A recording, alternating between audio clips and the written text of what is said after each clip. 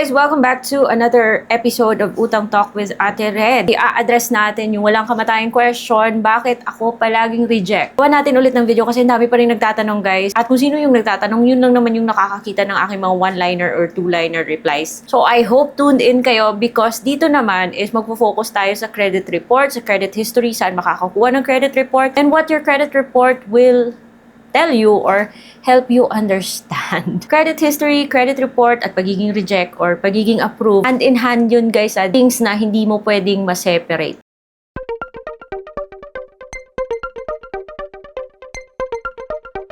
Hello everyone! Welcome back to my channel. I'm Ate Red and I talk about online loan platforms, everything about utang sa channel na to. And every Friday, we do this because yung goal ko sa mga videos na to is financial literacy and debt management. Because utang is a part of life. Hindi ko naman sinasabi na wala akong utang or magaling ako sa pag-handle ng utang, but gusto kong i-share yung mga knowledge ko sa utang coming from someone na pala utang. Sabi ko kasing natutunan guys, at yung mga natutunan ko, nag-help talaga siya para ma-achieve ko yung aking mga financial goals. Yung video na to para to sa mga nagtatanong, bakit ako palaging reject? Ina-assume ko na lang guys na nag-submit kayo ng mga valid ID nyo, sinagot nyo yung form ng tama, o bakit nare-reject pa rin? That is because of credit history. Yung mga utang nyo with other lending companies. Ano kasi tayo guys, tinatawag na CIC. Itong si CIC, it's a government-controlled or government-owned corporation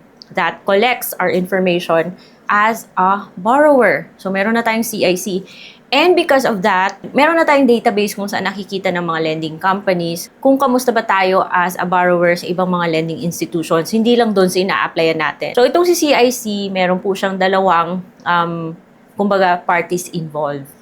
Yung accessing, tapos yung submitting. Itong mga submitting, ito po yung mga companies, lending, OLA, ang bangko na legit of course. Sila po yung mga nagsasubmit ng ating information sa CIC. Yan, anong mangyayari nito? Ito yung mga accessing entities.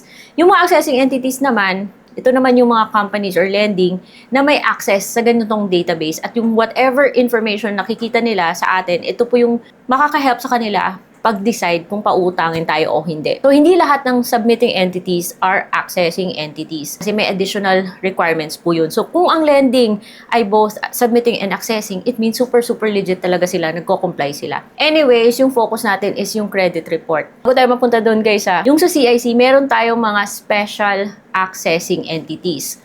Yun, dun kabilang yung mga credit bureaus. Ito naman mga credit bureaus, sila po yung nagka-calculate or nagpo-produce ng report, yung credit report, at nagka-calculate ng ating credit score. The credit score is a number that measures how credit-worthy we are. Kasi may range po yan at may meaning. Nalaman ko to kasi palagi ko pong sinisilip yung aking credit history. We'll get there later. Credit report. So itong mga special accessing entities, kabilang doon si CIBI at si TransUnion. So, Ate Red, paano ba kumuha ng credit report? Buti na lang ngayon, guys. Although this video is not sponsored, ha? Hindi ako binayaran ni Lista para gawin tong video na to. I just use Lista a lot. Dati, si Lista nag-offer ng Insta loan. Pero one-time thing lang yan. Once na ako nakautang at hindi na siya nag-offer ulit. And kung kailan siya mag-offer, walang nakakaalam siguro. Thanks to Lista, mas madali na ngayon kumuha ng credit report. May dalawa kang options, CIBI tsaka TransUnion. Pero na rin sa inyo yung mga sasabi, ay may bayad pala. Think of it as, kukuha ka ng PSA birth mo, di ba, sa NSO or PSA. Di ba may bayad yun? Ganun din, because a credit report is a service. Kaya that is why may bayad. Pero at least sa Lista, from time to time, mayroon silang mga promo. Hindi mo kailangan mag-download or mag-order ng report every month. Kasi sometimes yung mas maganda 3 months. Napaka-importante guys na sinisilip natin to kasi at least doon natin naiintindihan kung bakit tayo reject. Ano ba yung pwede natin gawin para mapaangat yung ating credit score? Sino-sino ba yung mga companies na nag-report sa akin? Or makikita mo rin kasi doon kung may nag-appear na utang na hindi nabayaran, quote-unquote, na hindi naman pala sa'yo. Through the Lista app, meron na rin silang dispute. So doon sa Lista, as mentioned kanina, meron pong CIBI, merong TransUnion, magkaiba po yung charge ng dalawang services. Pansin ko na yung sa CIBI doon sa Lista, kaagad mo nakikita yung credit score mo doon. At i-click mo lang yung details para makita mo kung sino-sino mga OLA. Doon mo makikita guys. Kung sino-sino mga OLA yung nag-submit sa'yo. Basta dun, ewan ko kung bakit magkaiba sila, pero dun sa CIBI nakikita ko, puro OLA. Although lumalabas din yung bangko, pero mas maraming OLA nasa CIBI. Si Digido, si WeFund, si TempleTech, basta andun sila. Anyway, so yung credit score meron po yung range. At parang mas, for me feeling ko mas comprehensive si TransUnion. Pero it still helps. Parang, kasi magkaiba yung credit score ko sa kay TransUnion tsaka kay CIBI. Needless to say, yung meaning ng kahit na magkaiba yung numbers na nakalculate nila, parehas pa rin sila. Lumalabas pa rin na medium risk pa rin ako, guys, or fair. Which means, nasa bangko na yon or nasa lending institution na yon yung desisyon kung pauutangin ako o hindi. And then, ito naman si TransUnion medyo ang dami ka lang pagdadaanan bago mo makita yung credit report mo. Kasi every time na mag-o-order ka, number one, mas mahal siya kasi kay CIBI. Pag nagre-request ka, kailangan mo mag-selfie. Kailangan mo mag-picture ng valid ID, tapos 3 lang yung valid IDs na tinatanggap niya. And then, hintay-hintay ka ng konti pa, dadala niya na yung report mo that you can, PDF na mada-download mo.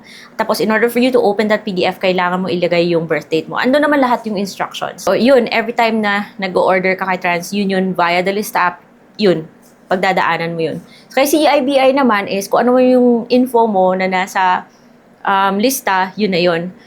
So, at least, kasi dun sa CIBI ko, or sa credit report ko sa TransUnion, nakalagay na doon na self-employed na ako. At yung employment history ko ando na rin. At yun, whatever is nasa TransUnion ko, makikita na yun ng mga accessing entities. Sa TransUnion, mas comprehensive siya. Doon ko rin nakita yung meaning. Na kahit nasa 700 plus range ako, lumalabas pa rin akong may risk. High risk. Bakit? Kasi meron po akong home loan. Meron din akong auto loan, and I also have a number of credit cards. Doon ko rin nalaman na yung credit card, kapag hindi ka nagbabayad ng full, lumalabas na partial payment lang siya.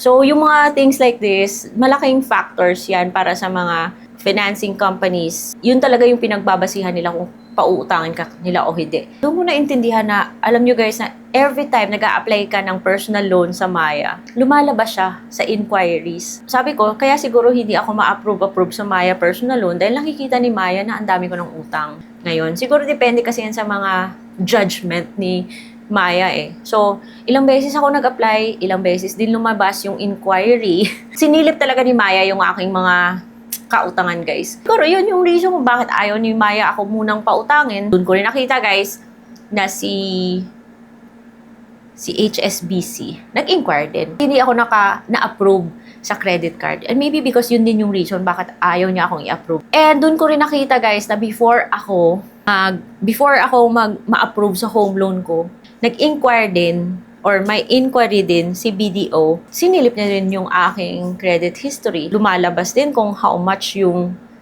ina-applyan mo. So, ang laki talagang tulong pag alam mo yung credit history mo, yung credit score mo. Kasi doon mo maintindihan yung bakit hindi ako na-approve. Medyo nakaka-hurt man kasi na-decline ka. Kasi ang iba kasi sinasabi na napaka-good payer ko. Palagi akong nagbabayad on time, wala akong outs. Pero baka kasi hindi ka muna ma-approve kasi ang dami mo kasing loans at the moment, kahit na good payer ka. So, lumalabas pa rin yung risky. Although nakaka-hurt na reject, pero at least may parang may clarity or may closure pag nakita mo kung bakit, 'di ba? So, that is why kailangan natin silipin yung ating credit report or ating credit score. So, at least naiintindihan natin. At when we have knowledge sa mga ganito, nakakapag-plan tayo for ano ba yung dapat natin gawin. Kasi si Lista meron ding tips.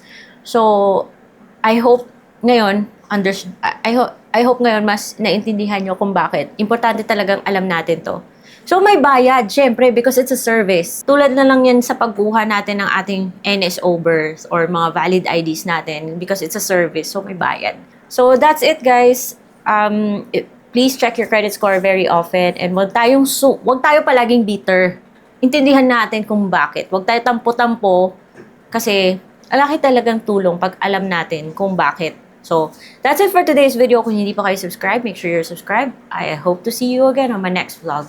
Bye!